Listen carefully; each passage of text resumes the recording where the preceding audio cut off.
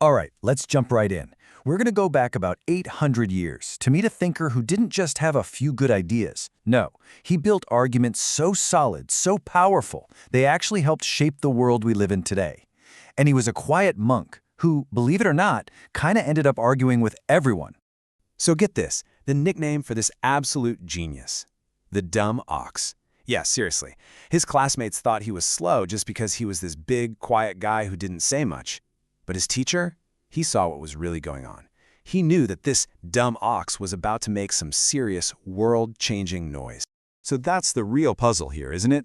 How does a quiet student that everyone completely underestimated go on to change the way we think about everything from logic and science to fairness and human rights? Well, let's figure it out. To really get him, we first have to get the world he lived in. We're talking about the High Middle Ages. And at the brand new universities popping up all over Europe, there was this new way of thinking that was all the rage. It was called scholasticism. So what in the world is scholasticism? Think of it like an operating system for your brain. It was a method for using super strict logic and reason to tackle the biggest questions you can imagine. We're talking about God, reality, what it means to be a good person, the whole shebang. The goal was to use your mind to really understand the world. And the scholastic method was incredibly structured. You couldn't just say what you thought. First, you'd ask a big question. Then, and this is the wild part, you had to list all the strongest arguments against your own point of view. Only after you did that could you state your own answer, and then, one by one, prove why each of those objections was wrong. It was like a heavyweight debate on paper. And the person who became the undisputed champion of this method was our dumb ox, Thomas Aquinas. Now, Aquinas' early life was pure drama. He was born into this super rich, powerful family who had his whole life planned out. But at 19, he decided to join the Dominicans, a humble group of monks and scholars. Well, his family was so angry, they actually kidnapped him and held him prisoner in a castle for a whole year to try to make him change his mind. It didn't work. He escaped and headed straight for Paris to start studying. So what was the big problem that Aquinas wanted to solve?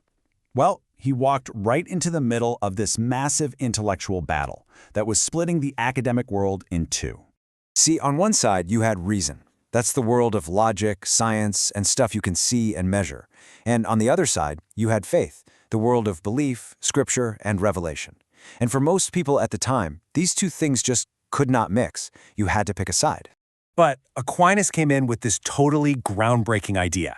He said, hold on, what if you're all looking at this the wrong way? He argued that reason and faith aren't enemies at all. They're just two different tools, like a telescope and a microscope, both designed to help us find the same truth. And his secret weapon for putting these two worlds together was Aristotle.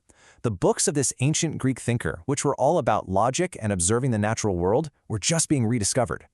A lot of church leaders were scared of these non-Christian ideas, but Aquinas? He saw Aristotle's logic as the perfect toolkit for building a stronger, more reasoned understanding of his own faith.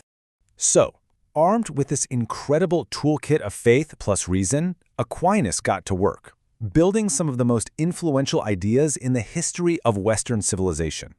His most famous work is the Summa Theologiae. Now, that translates to summary of theology, but calling it a summary is like calling the internet a short memo.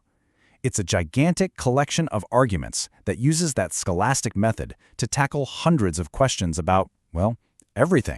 For example, he lays out his famous 5 ways. These are 5 arguments for God's existence that don't start with the Bible. They start with simple observations, like, hey, things move, so something must have been the first mover to get it all started. Or everything is caused by something else, so there must be a first, uncaused cause. He wanted to make a case anyone could follow with just logic.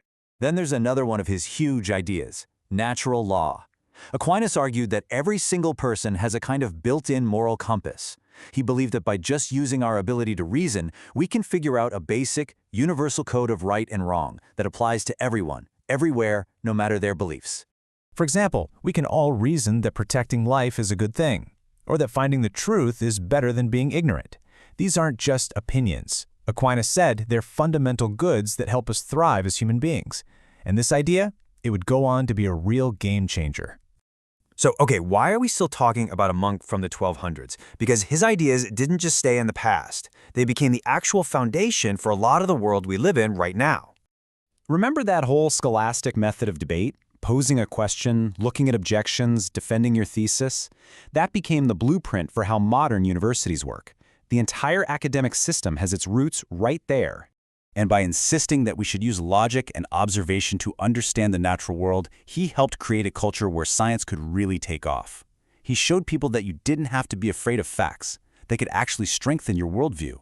And this is a huge one. That idea of natural law, that there are universal rights and wrongs that apply to everybody, even kings and queens, that idea is a direct ancestor of our modern concept of universal human rights. Seriously, his thinking is woven into the DNA of legal systems all over the globe.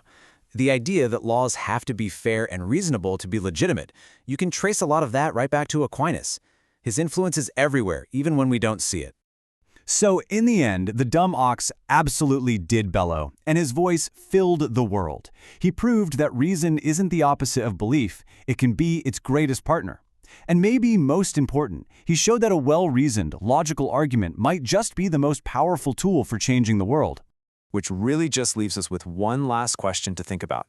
If Thomas Aquinas were around today, with his incredible mind and his powerful method for finding truth, what big problems would he be trying to solve? Artificial intelligence? Global warming? It really makes you wonder.